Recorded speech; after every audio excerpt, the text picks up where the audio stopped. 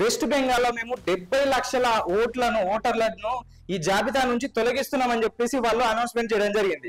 అయితే దీని లెక్క ప్రకారం మనం చూసుకున్నట్లయితే మరి ఎవరెవరిని తొలగిస్తారు అంటే 23,70,000 మంది చనిపోయారు. సో వీళ్ళను ఈ ఓటర్ల జాబితా నుంచి మేము తీసేస్తున్నామని చెప్పారు.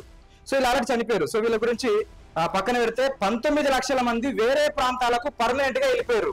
అంటే మామూలుగా బతుకు తెరువు కోసం అదో ఏదో ఇక్కడ నుంచి వేరే ప్రాంతానికి వెళ్ళారు కాబట్టి ఇక్కడ ఓటర్ ఐడి ఉండకూడదు, ఉంటే ఇక్కడ వేస్తారు అక్కడ వేస్తారు కాబట్టి ఇక్కడ నుంచి తీసేస్తున్నాము 19 లక్షల మంది అని చెప్తున్నారు.